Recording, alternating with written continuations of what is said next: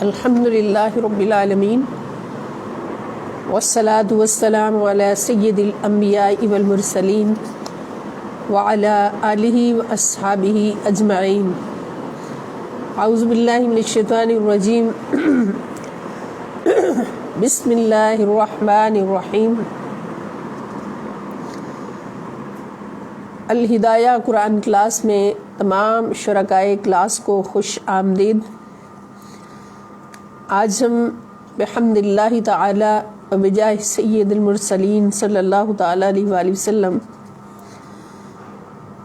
دورہ قرآنی انسائکلوپیڈیا کے حوالہ سے ایک بہت اہم موضوع کہ جس موضوع پر پوری کائنات کی بقا کا انحصار ہے، جیسا کہ ایک حدیث پاک حضور علیہ السلام کی میں نے عرض کی تھی جب اس موضوع کو سٹارٹ کیا تھا کہ جب تک ایک مومن کامل بھی اس دنیا میں موجود رہے گا تو اللہ رب العزت قیامت کو روک کر رکھیں گے۔ یعنی ایک مومن کامل کا بھی اللہ پاک کو اتنا حیا ہے کہ اس کے ہوتے ہوئے بھی اس کائنات انسانیت یا کل جہان کو قیامت کا شکار نہیں کیا جائے گا، قیامت برپا نہیں ہوگی۔ اب اس مومن میں کیا خوبی ہے؟ اس مومن میں الاخلاق الحسنہ کی خوبی ہے۔ اخلاق حسنہ والا مومن کہ جس کے اخلاق پورے کے پورے قرآن کریم کی ہدایت پر مبنی ہیں اور اخلاق الہیہ کی تعبیر ہے اور اخلاق مصطفیٰ صلی اللہ تعالیٰ علیہ وآلہ وسلم کی پیروی ان کے اخلاق میں نظر آتی ہے، تو یہ فضیلت حسن خلق ہے۔ تو گزشتہ جو کل ہم نے ٹاپک پڑھا تھا الاخلاق الحسنہ کے بارے میں، تو یہ اسی موضوع سے ریلیٹ ہے۔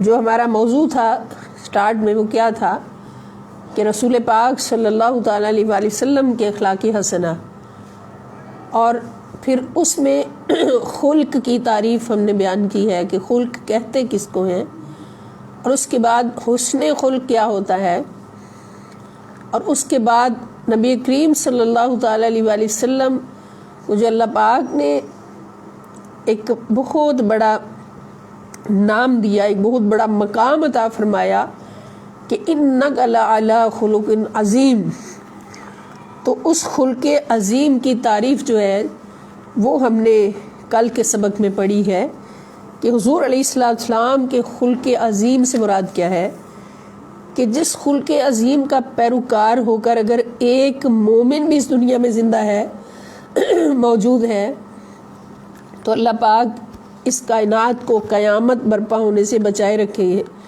اور جب جس دن وہ آخری مومن بھی ختم ہو گیا تو اس کائنات کو اللہ پاک سب کو فنا فرما دیں گے۔ تو آخر وہ حسن خلق کیا ہے، وہ خلق عظیم کیا ہے جو فقط اور فقط نبی آخر الزمان حضرت محمد رسول اللہ صلی اللہ تعالیٰ علیہ وآلہ وسلم کی خوبی ہے، حضور کا مقام ہے، حضور کی عظمت ہے، حضور کا اخلاق ہے۔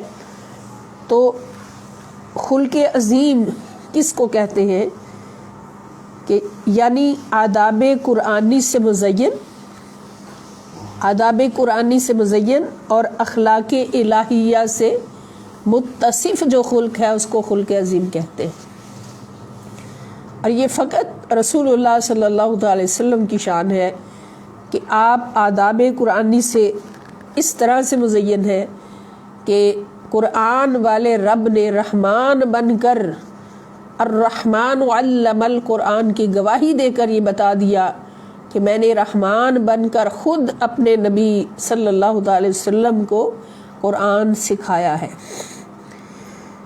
یعنی آداب قرآنی خود سکھائے ہیں، قرآن پر اپنے حبیب کی تربیت میں نے خود کی ہے، اور پھر اخلاق الہیہ سے متصف، یعنی حضور علیہ السلام کی یہ شان ہے کہ اللہ تعالیٰ نے اپنے اخلاق، جن کو قرآن کہہ کر اللہ نے فرمایا علم القرآن، وہ اخلاق خود اپنے نبی صلی اللہ علیہ وسلم میں کنورٹ فرمائے۔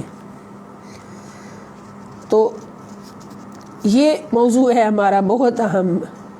تو اسی موضوع سے ریلیٹ جو پورے قرآن کریم کے اندر مواد موجود ہے آیات قرآن کی صورت میں، اب ہم اس کی اسٹڈی کر رہے ہیں۔ تو اس میں سب سے پہلا جو الاخلاق الحسنہ کے ذیل میں سب سے پہلی فصل جو آتی ہے وہ فضل حسن الخلق کی، جو کل ہم نے پڑھی ہے، اور اب یہ دوسری فصل جو ہے یہ آج پڑھیں گے، فضل طلاقت الوجہ۔ یعنی پچھلے ٹاپک میں یہ بتایا گیا نا کہ اپنے آپ کو دوسروں کے سامنے کس طرح سے ہمیشہ اچھی بات کرو، دوسروں سے اچھا رویہ رکھو، اچھا اخلاق رکھو۔ تو خندہ پیشانی اور چہرے کی کشادگی، یہ دوسرا ٹاپک ہمیں کیا بتاتا ہے کہ خندہ پیشانی اور چہرے کی کشادگی جو ہے یہ بھی بہت اعلیٰ اخلاق ہے۔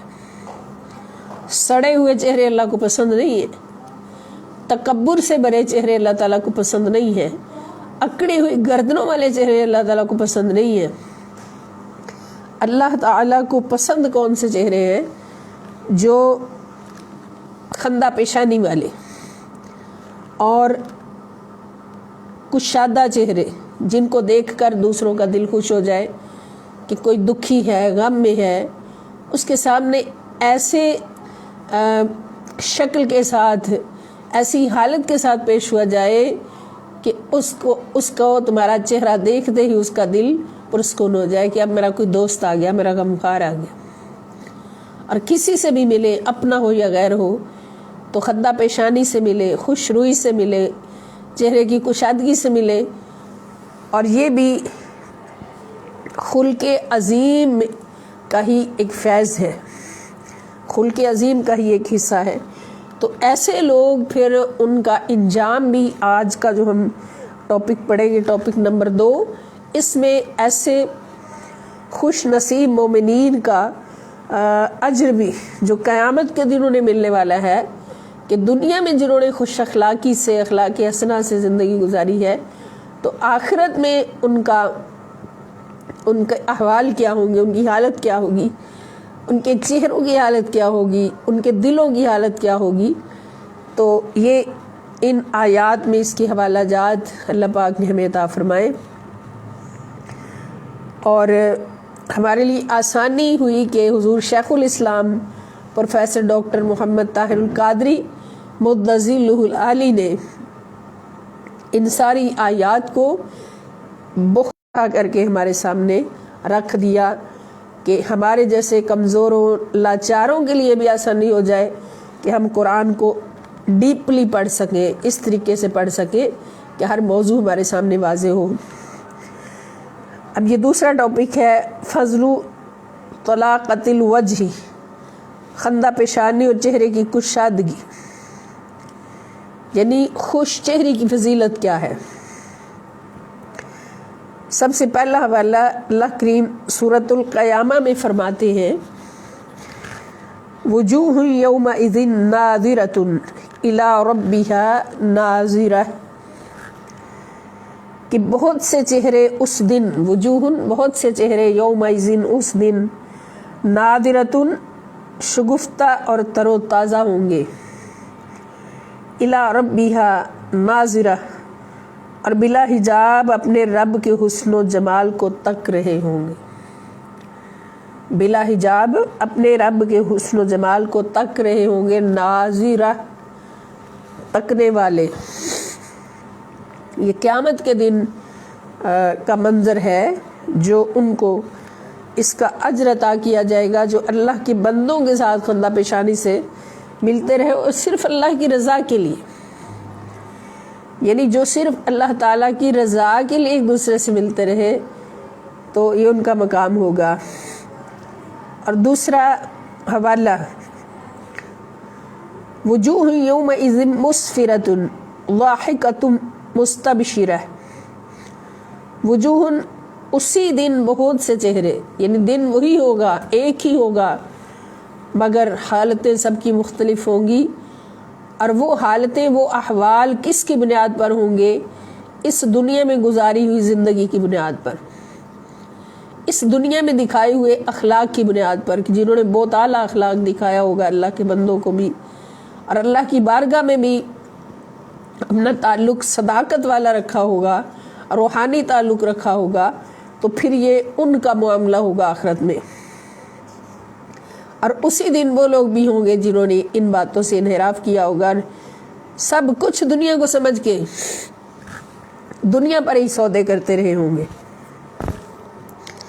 تو اللہ پاک فرماتے ہیں کہ وجوہ اسی دن بہت سے چہرے ایسے بھی ہوں گے، یومئذ اسی دن، مسفرتن جو نور سے چمک رہے ہوں گے، سبحان اللہ، جو نور سے چمک رہے ہوں گے، ضاحکتن وہ مسکراتے ہنستے، مستبشرتن اور خوشیاں مناتے ہوں گے، وہ مسکراتے ہنستے اور خوشیاں مناتے ہوں گے۔ یہ کون سے چہرے ہوں گے؟ کہ جنہوں نے اللہ تعالیٰ کی رضا کے لیے حسن اخلاق کا دامن ہاتھ سے نہیں چھوڑا ہوگا۔ وجوہ یومئذ ناعمۃ، اگلا حوالہ نمبر 3 ہے یہ، اس سے پہلا حوالہ سورہ عبس، سورت نمبر 80 اور آیات نمبر 38 اور 39۔ اب یہ حوالہ نمبر 3، یہ سورت الغاشیہ، پارہ نمبر 30 کی یہ صورتیں ہیں، اور سورت نمبر 88 ہے، آیت نمبر 8 اور 9۔ وجوہ یومئذ ناعمۃ، اس کے برعکس اسی دن بہت سے چہرے حسین بارونق اور تر و تازہ ہوں گے، سبحان اللہ سبحان اللہ، اللہم اجعلنا منہم بجاہ سید المرسلین صلی اللہ تعالی علیہ وآلہ وسلم، برحمتک یا ارحم الراحمین، اللہم اجعلنا منہم۔ یعنی اس کے برعکس اسی دن بہت سے چہرے حسین بارونق اور تر و تازہ ہوں گے، ناعمہ یعنی نعمتوں سے بھرپور، رونق رکھنے والے اور تر و تازہ ہوں گے۔ ان کا مقام کیا ہوگا؟ ان کا یہ انجام کیسے ہوگا؟ لسعیھا راضیۃ، اپنے نیک کاوشوں کے باعث، سعیٌ کاوش، لسعیھا اپنی نیک کاوشوں کے باعث، راضیۃ خوش و خرم ہوں گے۔ اب یہ نیک کاوشیں کیا ہیں؟ جن سے ہماری اپنی بھی زندگی سنورتی ہے، اور ہماری کاوشوں سے امت کی زندگی بھی سنورتی ہے، اللہ کے بندوں کے لیے بھی ہم کچھ کرتے ہیں، اور اپنے لیے بھی اچھا کرتے ہیں، آخرت کے لیے، آخرت کی سوچ ہمیشہ ہمارے پیش نظر ہوتی ہے، اچھے کام، اللہ رب العزت کے پسندیدہ کام کرتے ہیں، جیسے نبی کریم صلی اللہ تعالی علیہ وسلم کے اخلاق عالیہ کے بارے میں صوفیہ کرام اپنے جو ویوز دیتے ہیں خلق عظیم کے بارے میں، تو اس میں کسی نے فرمایا کہ حضور علیہ السلام کے اخلاق عالیہ یہ تھے کہ حضور علیہ السلام نے اللہ تعالیٰ کے ہر حکم کی پابندی کی، اللہ تعالیٰ کی رضا پر ہمیشہ راضی رہ کے ہر حکم کی پابندی کی، اور اپنی زندگی سے وہ سب کچھ ختم کر دیا، نکال دیا، اس طرف ساری زندگی توجہ نہیں کی جو اللہ تعالیٰ کو ناپسند تھا۔ اور یہی اخلاق حضور ہمارے لیے پیش فرما کے گئے، اور حضور علیہ السلام گئے نہیں، ہمارے پاس ہیں، یعنی 1500 سال پہلے حضور علیہ السلام نے یہی اخلاق عالیہ ہمارے سامنے پیش کی ہے۔ تو یہ انہی اخلاق عالیہ کی کاوشوں کا نتیجہ ہے کہ وہ اپنی کاوشوں کے باعث خوش و خرم ہوں گے۔ جیسے ہم سب ایک کلاس کا انعقاد کرتے ہیں، یہ ایک مثال ہے، اور قرآن کریم سے صحبت حاصل کرنے کے لیے بےتاب ہوتے ہیں، قرآن کریم سے فیض لینے کے لیے، اپنے اخلاق کو سنوارنے کے لیے، اپنی زندگی سنوارنے کے لیے دوسروں کو اچھے اخلاق کا پیغام دینے کے لیے، دوسروں کی زندگیاں اچھی بنانے کی کوشش کے لیے ہم ایک کام کرتے ہیں، چھوٹا سا کام ہے، یہ بہت بڑا نہیں ہے، ایک چھوٹی سی کاوش ہے ہماری، کام تو بہت بڑا ہے، قرآن کی خدمت بہت بڑا کام ہے الحمدللہ الکریم، مگر ہم نکمے اپنی جب ذات کو دیکھتے ہیں تو ہم سوچتے ہیں کہ ہم کیا ہیں۔ یہ تو اللہ کا بہت بڑا کرم ہے کہ اللہ پاک نے ہمیں اس کرم سے نوازا ہے، اس رحمت سے نوازا ہے۔ حضور علیہ السلام نے جو یتلو علیہم آیاتہ ویزکیہم، حضور علیہ السلام نے اپنی مجلس ہر وقت تلاوت آیات کے لیے اور ہمارے دلوں کو پاک کرنے کے لیے سجائی ہوئی ہے، تو اس مجلس سے ہمیں فیض ملتا ہے، تو پھر ہمیں یہ توفیق ہوتی ہے۔ تو یہ چھوٹی چھوٹی کاوشیں بھی ہماری انشاءاللہ الکریم اس طرح ہمیں اجر دے گی آخرت میں اللہ کی فضل و کرم سے، نبی پاک صلی اللہ علیہ وسلم کے نالین پاک کے تصدق سے، کہ اس دن بہت سے چہرے حسین بارونق اور تر و تازہ ہوں گے اور اپنی نیک کاوشوں کے باعث بہت خوش و خرم ہوں گے۔ اب چوتھا حوالہ جو ہے یہ بھی یہ سورۃ المطففین، سورت نمبر 83 آیت نمبر 24۔ آپ ان کے چہروں سے ہی، یعنی تعرفو فی وجوہہم نظرۃ النعیم، تعرفو آپ معلوم کر لیں گے، پہچان لیں گے، فی وجوہہم ان کے چہروں میں، نظرۃ النعیم یعنی نعمت اور راحت کی رونق اور شگفتگی، نعمت اور راحت کی رونق اور شگفتگی آپ ان کے چہروں سے ہی معلوم کر لیں گے۔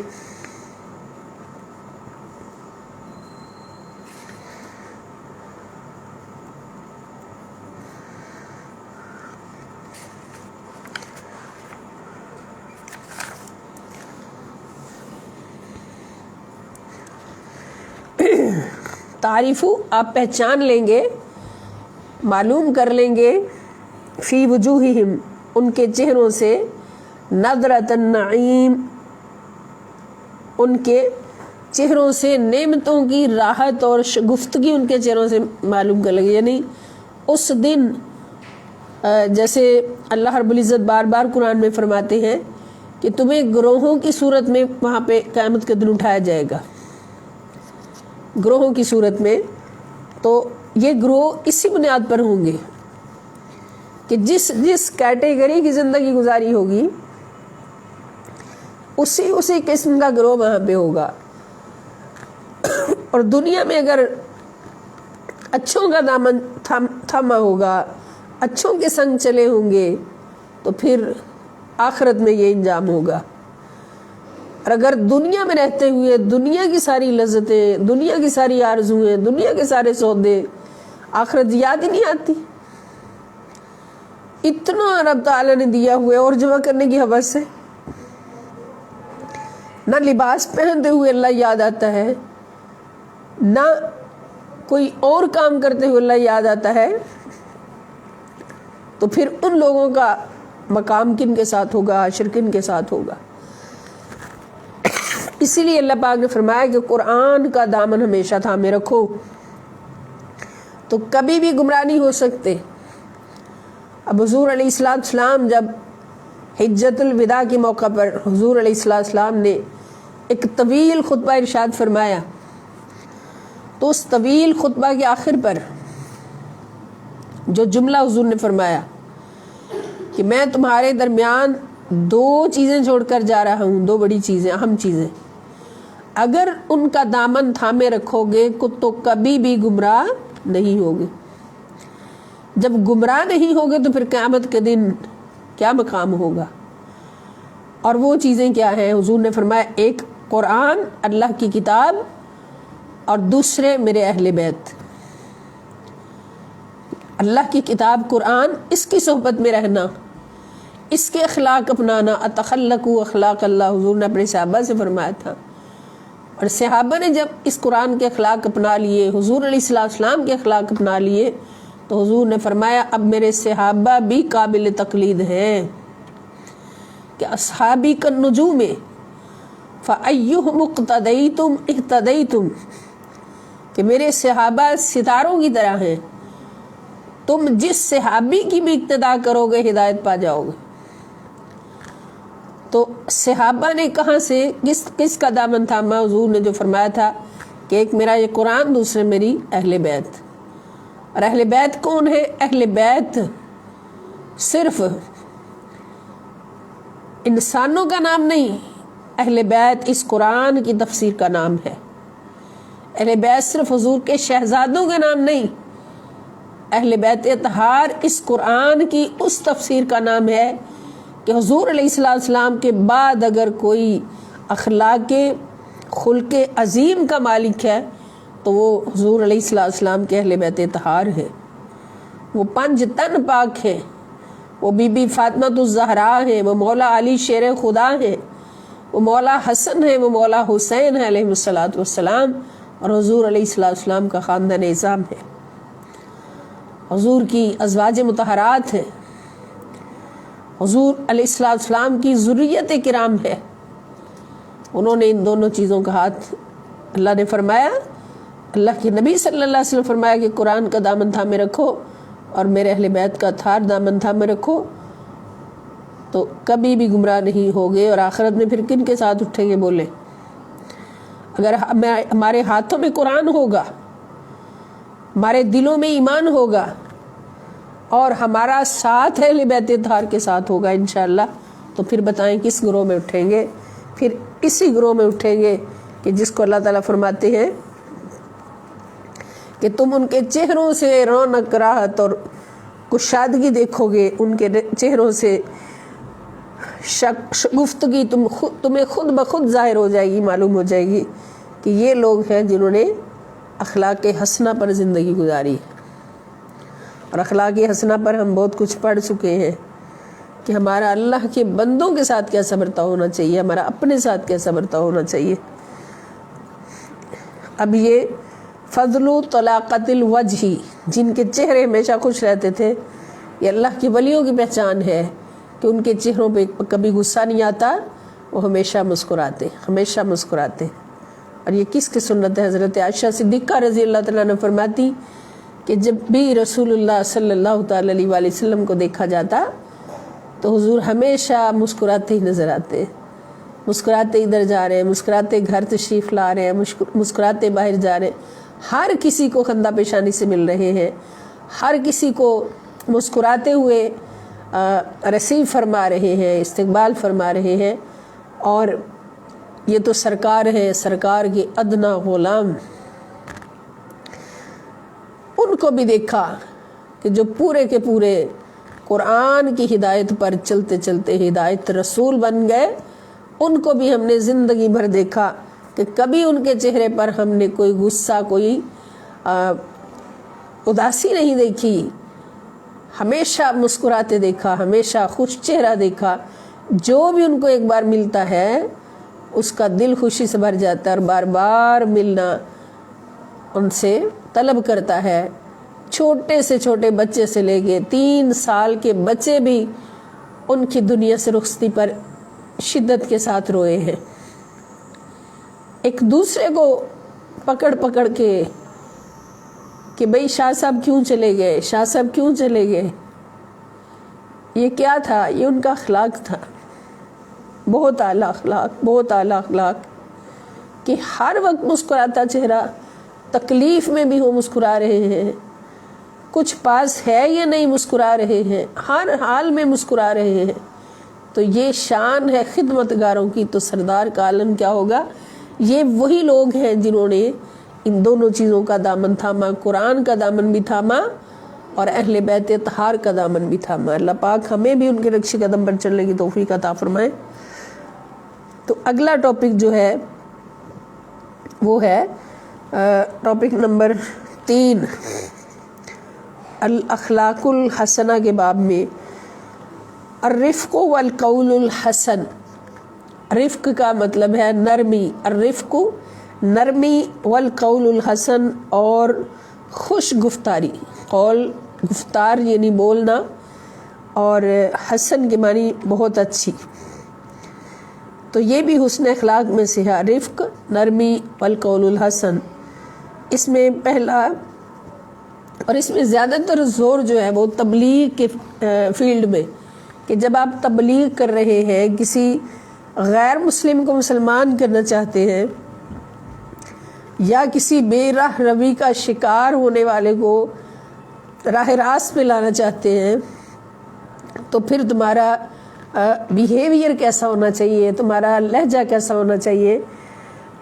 پہلا حوالہ اللہ رب العزت فرماتے ہیں وَقُولُوا لِلنَّاسِ حُسْنًا، اور عام لوگوں سے بھی نرمی اور خوش خلقی کے ساتھ نیکی کی بات کہنا، یہ حسن اخلاق ہے۔ یہ سورۃ البقرہ سورت نمبر 2 ہے اور آیت نمبر 83۔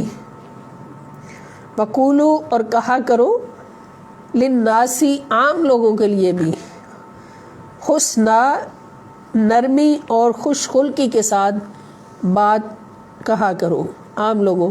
اب یہ الناس فرمایا، اس میں للناس، للمسلمین یا للمومنین نہیں فرمایا، یعنی کسی بھی مذہب کا بندہ آپ کے سامنے آ جائے، مسلمان ہو، مومن ہو، فاسق ہو، گناہگار ہو، یا غیر مسلم ہو، کوئی بھی ہو، تو اس کے ساتھ تم نے کس طرح سے گفتار کرنی ہے؟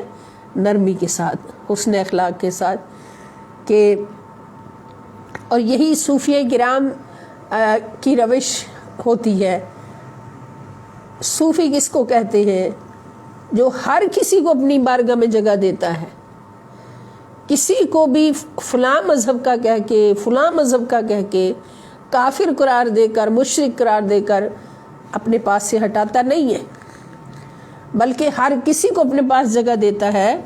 اور اگر کوئی اس کو بلائے بھی، دوسرے مذہب والا یا دوسرے مسلک والا، تو اس کے پاس بھی چل کر جاتا ہے کہ شاید یہ میرے اچھے بول کے ساتھ، میری محبت کے ساتھ، اور میری چاہت کو دیکھتے ہوئے، اور میری عاجزی کو دیکھتے ہوئے، میری نرم لہجے کو دیکھتے ہوئے، یہ راہ راست پہ آ جائے، اسلام قبول کر لے، نیک بندہ ہو جائے۔ یہ صوفی کی پہچان ہوتی ہے۔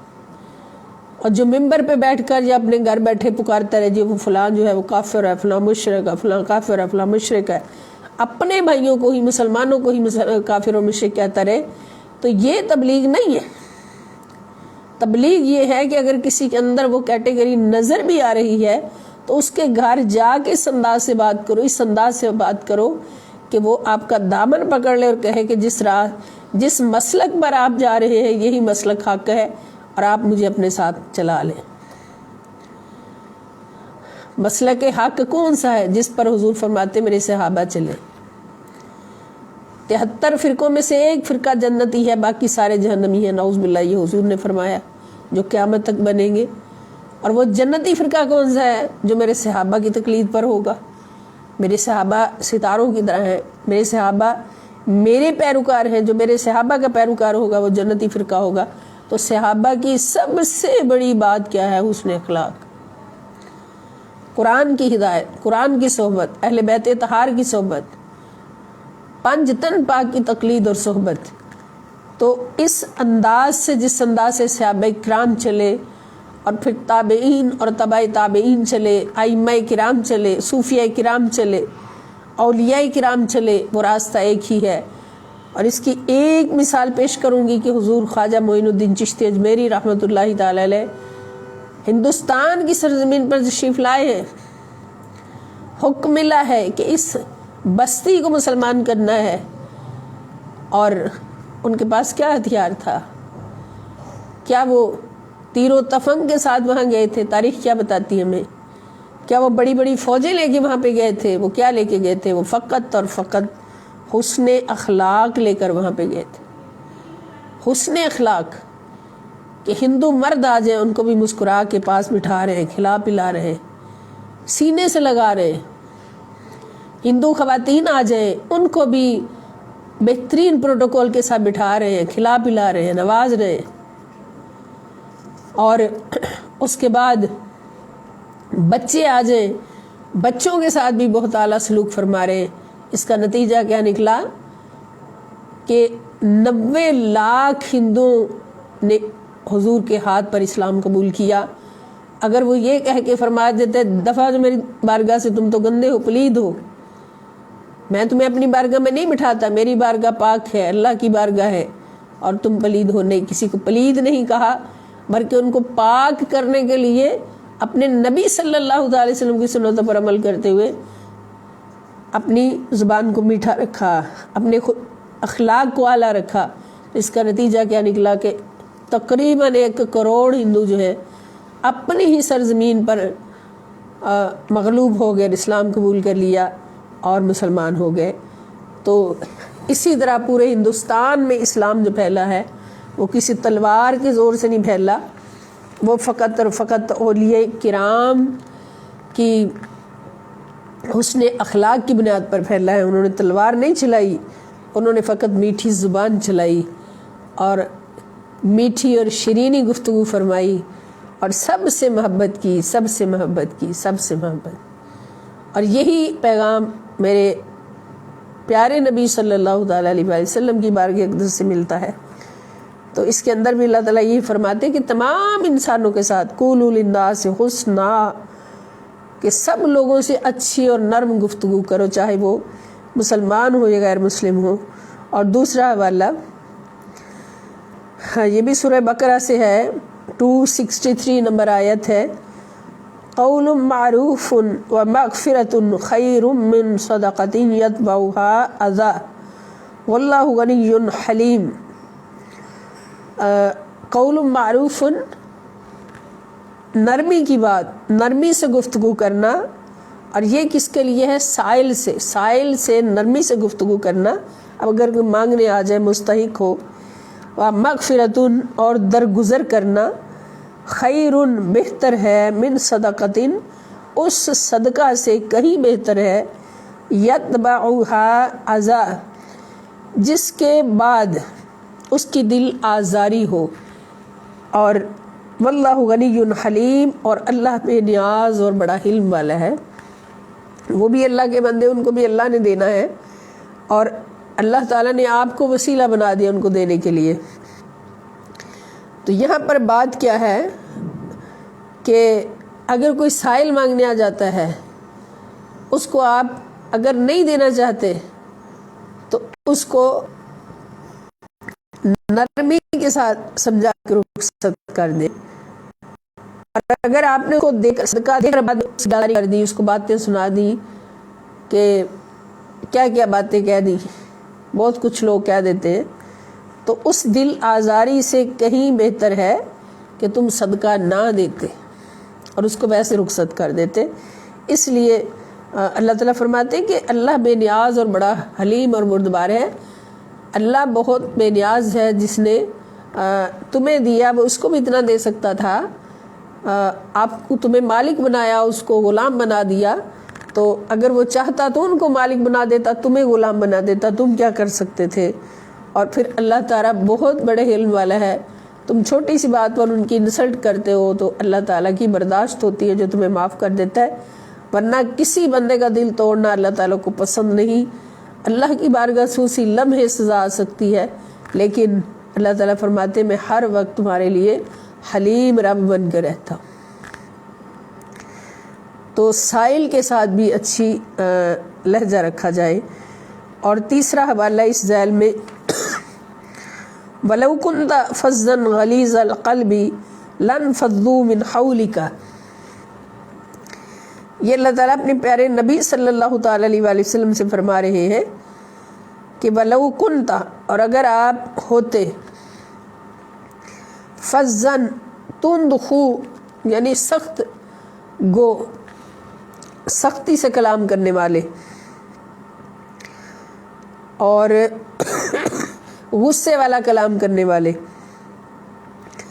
غلیظ القلب، اور سخت دل ہوتے، لانفضوا، تو یہ ضرور چھٹ کر بھاگ جاتے، بکھر جاتے آپ کے پاس سے یہ لوگ، من حولک، آپ کے ارد گرد سے۔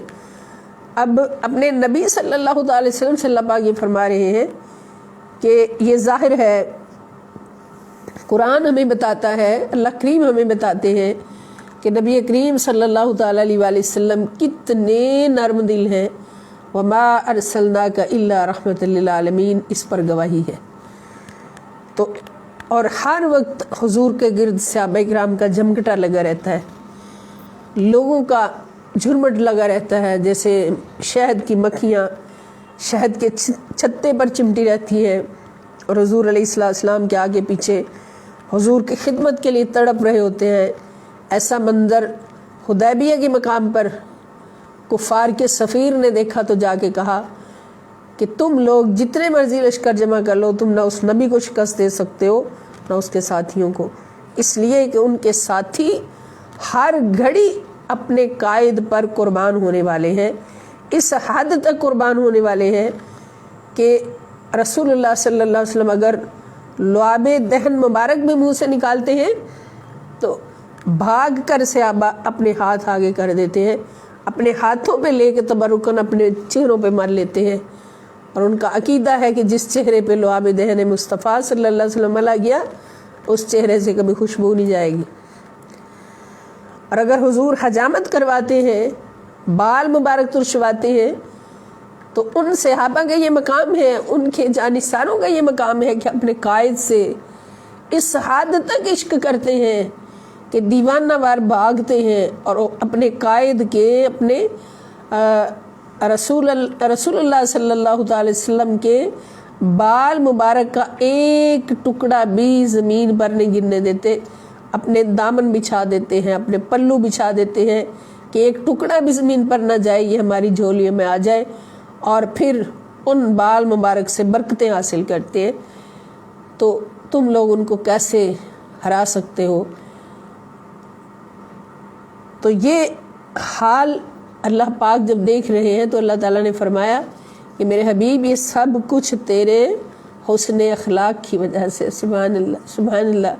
اس سے میں پتہ چلا کہ جو حسن اخلاق والے ہوتے ہیں ان کی مجلسیں ہمیشہ عاشقوں سے بری ہوتی ہیں، ان کی مجلسیں ہمیشہ عشاق سے بری ہوتی ہیں، وہ محروم نہیں ہوتے، وہ کبھی اپنے ساتھ کوئی گارڈ لے کر نہیں چلتے، کیونکہ ان پر مر مٹنے والے ان کی بارگاہ کے عاشق ہمیشہ ان کی حفاظت کرتے ہیں.